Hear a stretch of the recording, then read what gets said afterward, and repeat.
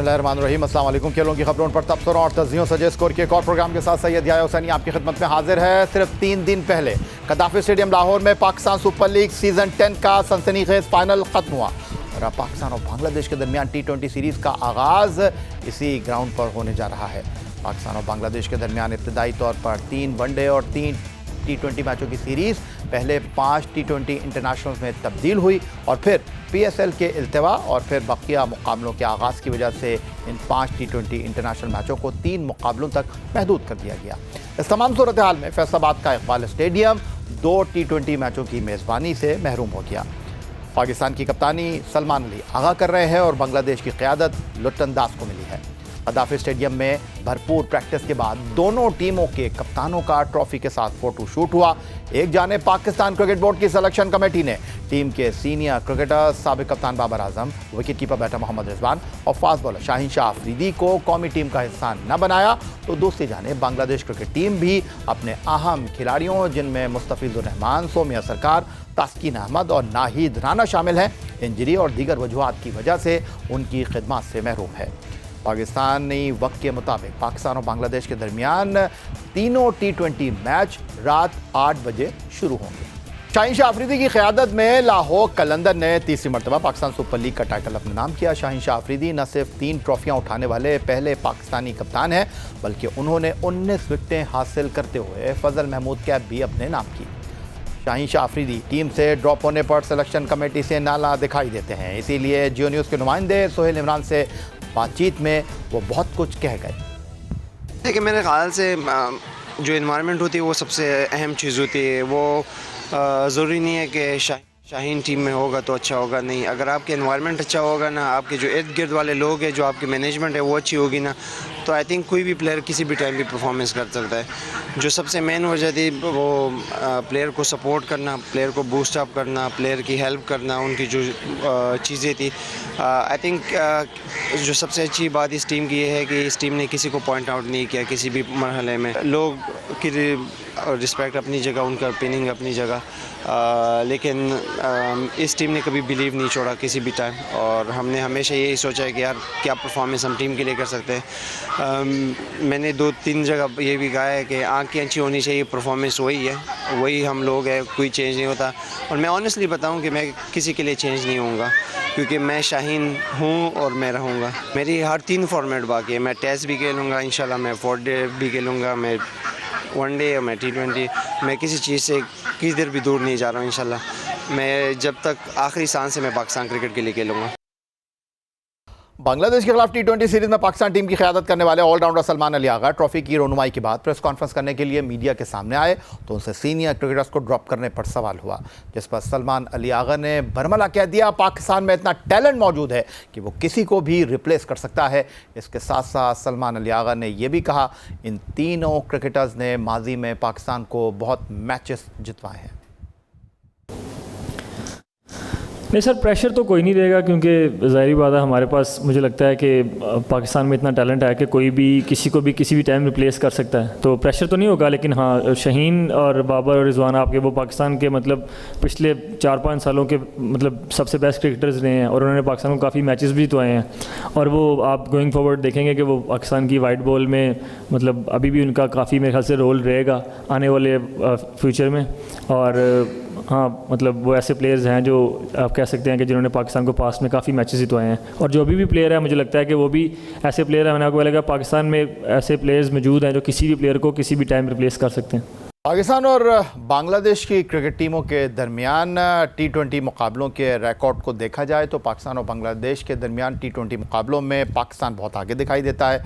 दोनों टीमों के दरमियान जो 19 मुकाबले मुनक्किद हुए उनमें 16 में पाकिस्तान जीता और 3 में बांग्लादेश को फतह मिली। लेकिन T20 इंटरनेशनल क्रिकेट में दोनों टीमों की हालिया कारकर्दगी ज़्यादा मुतासिरकुन दिखाई नहीं देती। बांग्लादेश को UAE के खिलाफ T20 सीरीज़ में 2-1 की नाकामी का सामना करना पड़ा और उन्होंने अपने हिस्से में मनफी रिकॉर्ड का इजाफा किया। दूसरी तरफ पाकिस्तान को अपनी आखिरी सीरीज़ में न्यूजीलैंड के हाथों उन्हीं की सरजमीन पर 4-1 से शिकस्त हुई। अगर 2024 के आगाज़ से पाकिस्तान क्रिकेट टीम की T20 क्रिकेट में परफॉर्मेंस देखें और उनमें से आयरलैंड, कनाडा और जिम्बाब्वे के खिलाफ मैचों को निकाल दिया जाए तो बड़ी टीमों के खिलाफ 23 T20 में पाकिस्तान को सिर्फ 4 में फतह मिल सकी है। बांग्लादेश की टी20 क्रिकेट टीम के कप्तान लुट्टन दास अपने अहम फास्ट बॉलर की गैर मौजूदगी में नौजवान बॉलर से उम्मीद लगा रहे हैं। प्रेस कॉन्फ्रेंस में उनका कहना था, पाकिस्तान मुतवाज़िन टीम है, अगर वो अच्छी क्रिकेट खेलते तो किसी भी टीम को हरा सकते हैं। लुट्टन दास ने मजीद कहा कि उनकी आखिरी सीरीज़ अच्छी नहीं गई, लेकिन पाकिस्तान के खिलाफ नई सीरीज़ और नया चैलेंज है।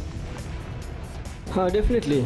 The last series, what we thought is not up to the mark, but this is the new series, new challenge come. We know what we did good and what we did bad in past, but we'll think and we'll apply in the game. So let's see. एक जानिब Pakistan cricket team home ground पर बांग्लादेश के खिलाफ टी20 मैचों की series में action में, तो दूसरी तरफ पाकिस्तान ख़वातीन क्रिकेट टीम की बाएं हाथ के स्पिनर सादिया इकबाल के लिए बड़ी खबर कि इंटरनेशनल क्रिकेट काउंसिल की टी20 बॉलर्स दर्जाबंदी में उन्होंने पहली पोजीशन हासिल की है। सादिया एक ब्रेक के बाद हमारे साथ मौजूद होंगी वीडियो लिंक पर। मिलते हैं एक ब्रेक के बाद।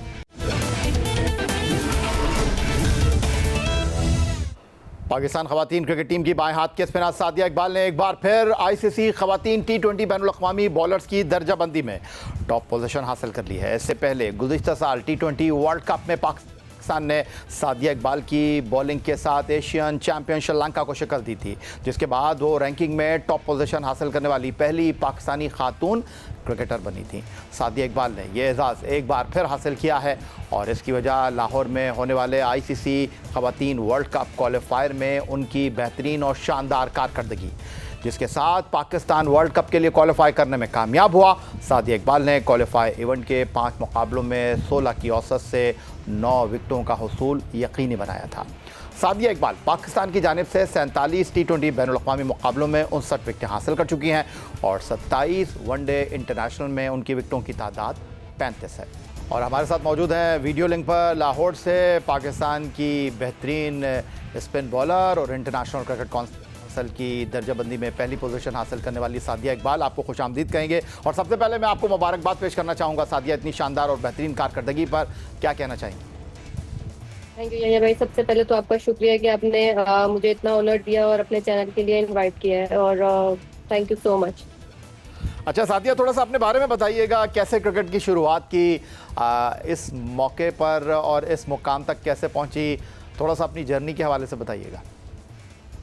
जी बिल्कुल, मैं स्पोर्ट्स तो बहुत अर्ली एज में करना शुरू कर दिया था। लाइक जब मैं 11 साल की थी तब से ही खेलना शुरू कर दिया था, लेकिन क्रिकेट मैंने शुरू किया था 2016 में, और फिर वहीं से जब क्रिकेट शुरू की तो वो फिर वहां से लेके अभी तक क्रिकेट ही चल रही है। उसके बाद फिर मैंने दूसरे गेम्स को छोड़ दिया था, तो बस क्रिकेट की जर्नी ऐसे ही शुरू हुई थी कि डोमेस्टिक खेलते थे पहले, और उसके बाद फिर जब मुझे रेगुलर क्रिकेट खेलूं, क्रिकेट को प्रॉपर टाइम दूं, तो फिर 2016 से जब मैंने प्रॉपर क्रिकेट को टाइम देना शुरू किया तो बस फिर क्रिकेट ही खेल रही थी और अब तक क्रिकेट ही खेलती हूँ। अच्छा सादिया, आपने स्पिन बॉलिंग के शोबे का इंतखाब किया और इस शोबे में अल्लाह ताला ने आपको इज़्ज़त भी दी, मुकाम भी दिया, तरक्की भी आपने की है, तो अब टीम आपके ऊपर बड़ा इन्हिसार करती है और अभी ख़वातीन वर्ल्ड कप क्वालिफायर में भी आपकी परफॉर्मेंस पाकिस्तान टीम की जीत में अहम किरदार उसने अदा किया। तो ये जो टीम की आपके ऊपर तवक्कुआत और उम्मीदों का बोझ बढ़ता जा रहा है, इसको किस तरह फील करती हैं? जी मुझे लगता है कि जब से मैंने खेलना शुरू किया था ना, तो हमेशा मतलब जिस भी फील्ड में गई थी रिस्पॉन्सिबिलिटी के साथ ही खेला था। लाइक जब मैं पहले हैंडबॉल खेलती थी, हॉकी खेलती थी या डिफरेंट गेम्स खेलती थी, एथलेटिक्स करती थी, तो उसमें भी हमेशा मैं रिस्पॉन्सिबिलिटी ही लेके खेलती थी। फिर जब क्रिकेट में आई तो क्रिकेट में भी वही रोल मिला एज एन लीड बॉलर का। जब नया बॉल करना होता था तो वो फिर वो जो एक पीछे से एक सारी चीजें चलती हुई आ रही थी रिस्पॉन्सिबिलिटी लेने वाली, तो फिर जब क्रिकेट में भी आई तो फिर उसी रिस्पॉन्सिबिलिटी के साथ खेलती थी। अच्छा सादिया, जिस तरह मैंने आपको बताया कि आप पाकिस्तान टीम की इंतहाई अहम प्लेयर बन गई हैं अपनी बॉलिंग की वजह से और आपको आलमी सतह पर भी शनाख्त मिली है, तो अब क्या मुस्तकबिल में करना चाहती हैं? इस वक्त बैनुल-अक़वामी क्रिकेट में अगर मैं आपकी विकेटों की बात करूं तो 100+ है। किस फॉर्मेट में आपको ज़्यादा अच्छा लगता है? किस फॉर्मेट में आपको लगता है कि मेरे लिए तो कोई मसला ही नहीं है, मैं तो यूँ बस चुटकी बजाते ही टीम को जिता दूँगी? देखिए, एक बॉलर के लिए यही जरूरी होता है कि उसके बॉलिंग फिगर ज्यादा से ज्यादा अच्छे हो। फॉर्मेट इतना मैटर नहीं करता है, क्योंकि जब आप अपनी बॉलिंग को एंजॉय कर रहे होते हैं, तो वो ओडीआई फॉर्मेट हो या टी20 फॉर्मेट हो, तो आप उस चीज को एंजॉय कर रहे होते हो। तो मेरा भी यही होता है कि मैं अपनी बॉलिंग को बहुत एंजॉय करती हूँ, फॉर्मेट कोई भी हो। अच्छा, फॉर्मेट कोई भी हो, अपनी बॉलिंग को आप एंजॉय करती हैं। तो सादिया, हालिया अरसे में पाकिस्तान क्रिकेट बोर्ड की अगर हम बात करें तो ख़वातीन क्रिकेट के लिए बरात भी सामने आई हैं, सेंट्रल कॉन्ट्रैक्ट भी आया है। आपकी ट्रैवलिंग के हवाले से, आपके टूर्स के हवाले से, पहले तो ये होता था कि साल में बस 10-12 मैच ही ख़वातीन टीम को मिल जाएँ, बड़ी बात हुआ करती थी। लेकिन अब न सिर्फ आप बैनुल अक़वामी सतह पर आप पाकिस्तान टीम को रिप्रेजेंट कर रही हैं गैर मुल्की दौरों में, बल्कि होम ग्राउंड पर भी आपको खेलने के मौके मिल रहे हैं।